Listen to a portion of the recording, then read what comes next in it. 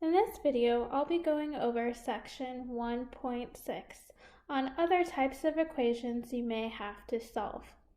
For example, problems that may have higher exponents like x cubed or x to the fourth. Or what about square root problems where you have to solve for x? And last, going over problems that have absolute value. For this section, I'll just be doing examples on different types of problems you may see. Don't forget to go over the supplemental notes for more examples that I may have skipped in this video. You can find the supplemental notes posted on Canvas. Let's begin with this first example. Let's solve x cubed plus x squared equals 9x plus 9. The first thing we need to do is set our equation equal to 0. So I'm going to subtract 9x and 9 over to the left-hand side. So on the right, I'm going to get 0, and on the left, I'll have x cubed plus x squared minus 9x minus 9 equals 0. Perfect. Now that I have 4 terms, I'm going to factor and cut this 4 terms in half. Factoring the left and factoring the right, GCF. On the left, I can pull out an x squared, and I'm left with x plus 1. On the right, I can pull out a negative 9, and I'll be left with x plus 1. Continuing factoring, I see on the left and the right, they both have an x plus 1, so I'm going to pull out x plus 1 and write my leftovers x squared minus 9. Now it looks like we're done factoring, but keep on going. X squared minus 9 happens to be difference of squares.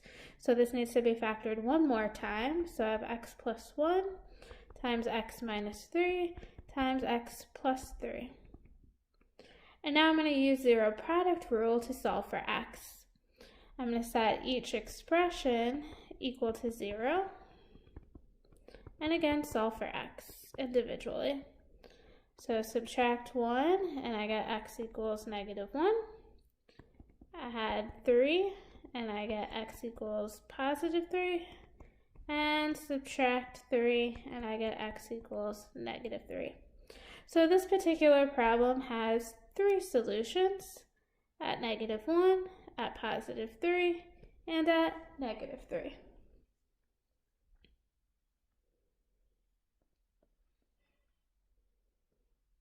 Next, let's take a look at an example that involves square roots. Let's solve for x when I have the square root of 3x plus 1 minus the square root of x plus 4 equals 1. Now to solve this, we have to think the opposite of a square root is a square. But if I square things the way they are, it's going to be really messy because I'm going to have to FOIL. This isn't the easiest problem, but it makes life a little easier if I isolate one of the square roots first. So I'm going to add square root x plus 4 to the other side. And now I have square root 3x plus 1 equal to 1 plus square root x plus 4. Now that I have one of the square roots isolated, I'm going to square both sides.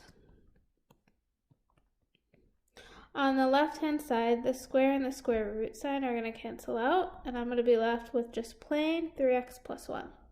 Now on the right, this is where it becomes tricky. I have 1 plus square root x plus 4 all squared. Remember, something all squared, I have to write it twice and FOIL. So that's 1 plus square root x plus 4 times 1 plus square root x plus 4. And now let's FOIL on the right-hand side. I'm going to get 1 plus square root x plus 4 plus square root x plus 4 plus, remember, when I take the square root of the same thing multiplied together, it becomes just the whole number, in this case, x plus 4. Gathering like terms in the middle, I have 1 plus 2 root x plus 4 plus x plus 4. And I had one more set of like terms I forgot, so that's 3x plus 1. 1 and 4 is 5 plus x plus 2 root x plus 4. All right, so let's move the 5 and the x to the other side there. Didn't line that up nicely, that's okay. So that's going to cancel out on the right. And on the left, what do I have? I have 2x minus 4. All right, let's divide everything by 2. And so I'm going to get x minus 2 equals root x plus 4. And now we have to do it again. I need to get rid of the square root sign. So opposite of that is square. So the square root and the square are going to cancel out on the right. And on the left, write it twice and FOIL. So that's going to be x squared minus 2x plus 4 equals x plus 4. And like terms in the middle, I have x squared minus 4x plus 4 equals x plus 4. And I've run out of room, so let me come up here before I do the next example. Let's just set this one equal to 0, and I'm going to get x squared minus 5x equals 0 there. So, sorry, I subtracted x and I subtracted 4 from the problem. Alright, and now GCF, I can pull out an x, and I'll have x minus 5 left over. Set each item equal to 0, and solve for x. On this first one, nothing to solve. On the second one, I'm going to add 5, and I have 2 solutions. But this is a square root problem. I need to go back into the original and check the solution. So I need to check 0 and 5 into my very original problem. All right. So let's do it. Let's try 0 first. So it's 3 times 0 plus 1 minus 0 plus 4. Let's see if we spit out 1. That's 0 right there, so square root of 1 minus square root of 4. Square root of 1 is 1, square root of 4 is 2. 1 minus 2 is negative 1. Does negative 1 equal positive 1? No, so 0 is not a solution. 0 does not work. Let's try 5 just to double check, but it should work. So it's 3 times 5 plus 1, big square root, minus 5 plus 4, big square root, and we're checking to see if that's 1. So this is 15 plus 1. This guy is 9. So that's square root 16 minus square root 9. We get 4 minus 3, and 4 minus 3 is indeed 1, so this guy checks out. So this particular problem only has one solution at x equals 5. Just a few more examples in this video. Let's solve x to the 1/2 plus 2. We're going to begin by isolating the x term, so let's add 2 to both sides. And we're going to get x to the 1/2 equals positive 2. And now, opposite of a half, to get rid of that, I would multiply by 2 over 1. So this is exponent power of a power rule. We're actually going to raise this to the 2 over 1, which is just technically 2. So this half and this 2 over 1 cancel, and now x is by itself. And this is really just saying 2 squared, which is 4. Nice easy one there.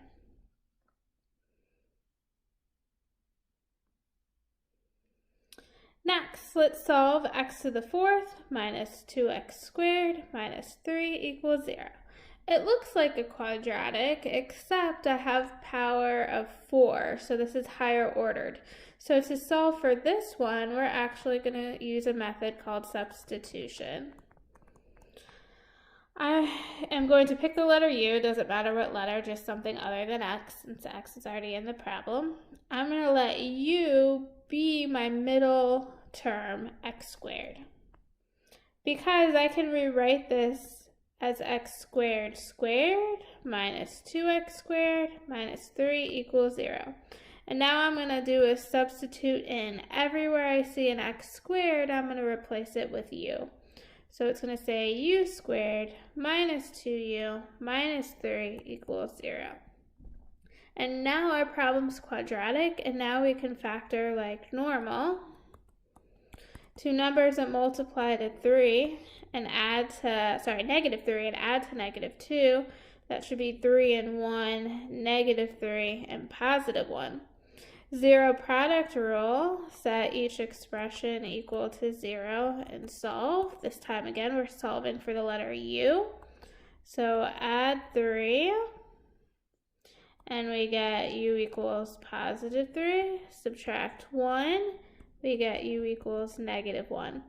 Now it looks like we're done, but I just solved for u. What did I really want to solve for? I want to solve for the letter x. So after you found u, you're going to go back up to the substitution and sub back in to find x. So I'm going to have 3 equals x squared. And down here I'm going to have negative 1 equals x squared. And solve separately. Opposite of a square is a square root, and so x equals, don't forget, plus minus sign, root 3. So we got one of our solutions up there, or technically two, one positive root 3, one negative root 3. Then over here I have square root left and right. Now from our previous section on imaginary numbers, the square root of negative 1 is I. And again, we have to use the plus minus sign in front, so that's plus minus I. So this problem has 4 solutions.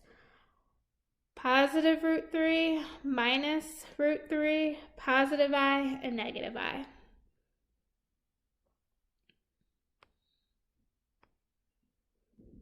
And one last example for this video. Absolute value. Remember, the absolute value of 5 is 5, and the absolute value of negative 5 is 5. So anytime you see an absolute value problem, you're going to have to do it twice. Once with a positive and once with a negative. So 2x minus 3 equals positive 5, and 2x minus 3 equals negative 5. Solving separately, add 3 to both sides, and I get 2x equals 8. Divide both sides by 2, and I get one solution at x equals 4. Over here on the right, add 3 again to both sides. This time I get negative 2, divide both sides by 2, and I get x equals negative 1, and you're done.